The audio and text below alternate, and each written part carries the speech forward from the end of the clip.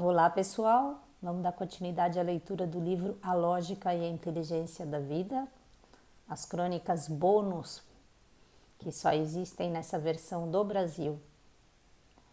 Já acabei de ler o Observações Matinais, está todo ele no YouTube. Quem quiser pode comprar essa versão aqui em Portugal ou na Europa e no Brasil essa outra versão.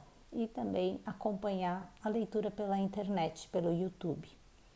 A ideia desse projeto é que as pessoas realmente leiam as crônicas, pensem um pouco mais nas suas vidas, observem sua forma mental, seus sentimentos, sua maneira de reagir às coisas, observar um pouquinho essa lógica e inteligência por trás dos acontecimentos, encontrar um pouco mais do sagrado nas coisas. E nada melhor do que se conectar com um texto escrito pela professora Lucilena Galvão. Claro, existem muitas coisas boas também, mas nada melhor é uma forma de dizer, né? Que nos ajuda tanto, né, a professora, através dos seus textos. Para quem não conhece a professora Lucilena Galvão, sugiro dar um Google no nome dela, tem muitas coisas no YouTube. Meu nome é Jussara Gontov, sou aluna e voluntária de Nova Acrópole, que é uma instituição sem fins lucrativos, uma organização internacional, presente em mais de 60 países, com mais de 300 sedes no mundo, uma escola de filosofia à maneira clássica. Vamos ler então? Reflexão do dia. Uma observação sobre os nossos sentimentos.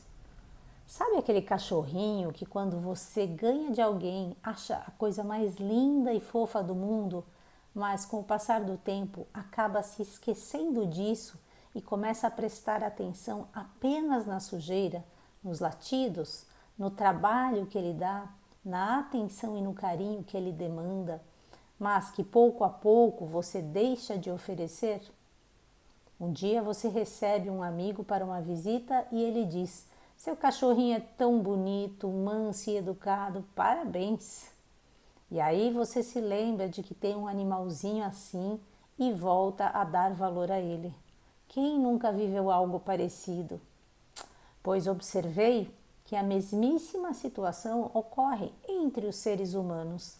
Uma pessoa dedica o melhor da sua energia por muitos anos a uma empresa, uma instituição ou mesmo a um relacionamento afetivo.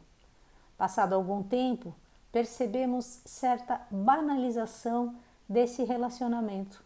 A outra parte passa a valorizar pouco ou sequer enxerga o valor do outro.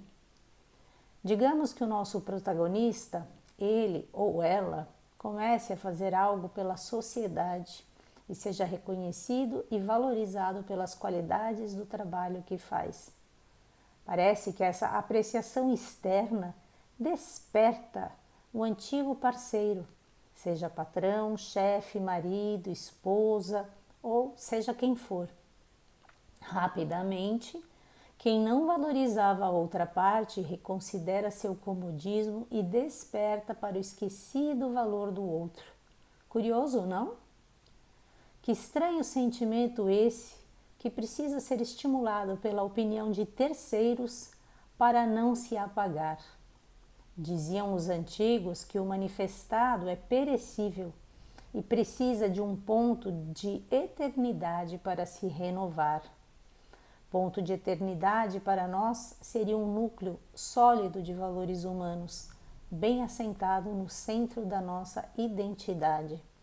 A partir daí, como um farol, esse núcleo iluminaria as coisas com as quais me relaciono e avaliaria bem sua natureza e valor.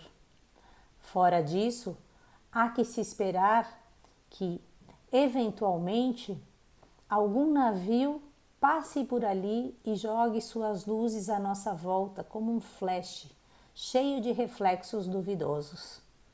Não sei se me faço entender.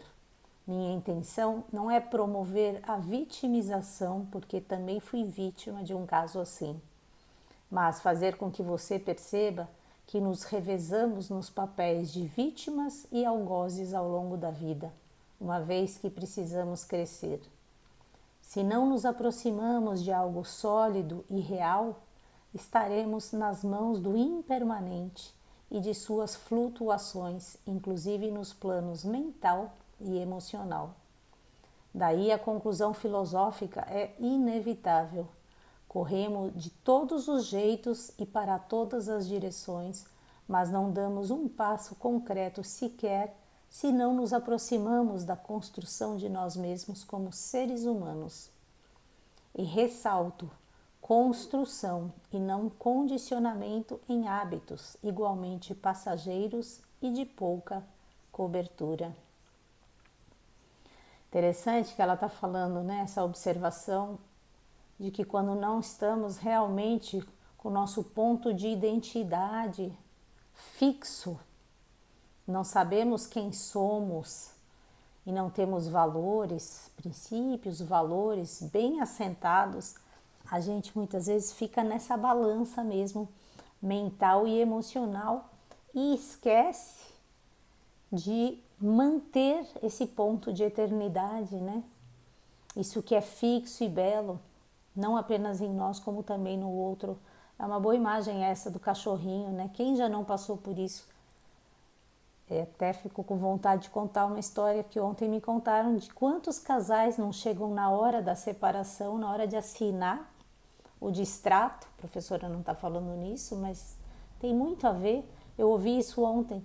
E aí olham para o seu parceiro ou sua parceira chegando muito belo e resolvem cancelar ali na frente diante do juiz, porque repara, né, em coisas que no dia a dia, porque o seu ponto focal, né, estava muito banalizado, que passou a só olhar o que faltava ao invés de valorizar o outro, valorizar a relação, valorizar aquilo que tinha sido construído, né, que está dizendo aqui, valorizar a qualidade das coisas, né? E aí, como a pessoa está em outro ponto, ela esquece.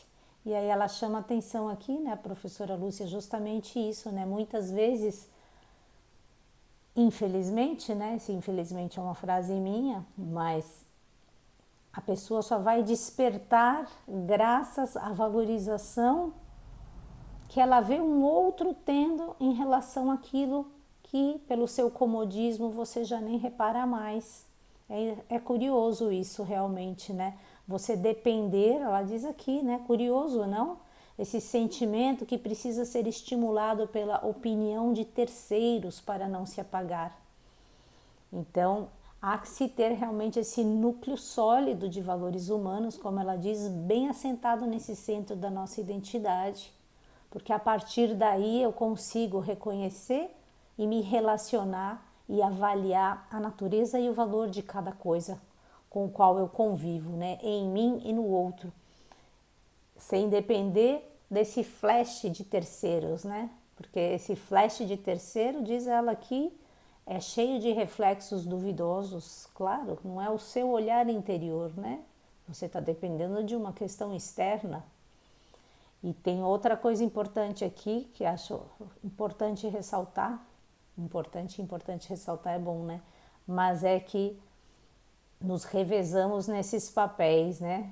A gente mais fácil olhar para o outro e dizer ele, ela está fazendo isso comigo, e ela diz aqui, nos revezamos nos papéis de vítimas e algozes ao longo da vida, uma vez que precisamos crescer. Então, se a gente não se aproxima de algo sólido e real, que é essa nossa verdadeira identidade, a gente fica muito sujeito a estas flutuações. Então, qual é a ideia aqui? Justamente isso, né? Corremos de todos os jeitos e para todas as direções, mas não damos um passo concreto se não nos aproximamos da construção de nós mesmos como seres humanos. Ficamos nessa flutuação. Então, há que se ressaltar o que ela diz aqui e ressalto, construção e não condicionamento em hábitos, quer dizer, ter isso firme e forte dentro de você, não é a ética da coerção, eu faço isso porque está na lei que tem que ser feito, ou eu faço isso porque todo mundo faz e é meio que obrigado, não. Você vai fazer isso porque você identifica, você percebe, você observa dentro de você e você acredita nesses valores, você acredita na ética, você acredita no princípio, você sabe da importância do belo, do justo, do bom, e você olha para quem está do seu lado, inclusive, né, de uma maneira mais coerente, menos emocional e menos flutuante, inclusive na questão mental, né, com mais centro. E uma vez que você está no centro, você consegue elevar a sua consciência e ter um discernimento e escolher, né, escolher dentre, né, a inteligência. E é isso, pessoal. Amanhã continuamos mais um pouquinho da leitura e até amanhã, se Deus quiser. Bye, bye.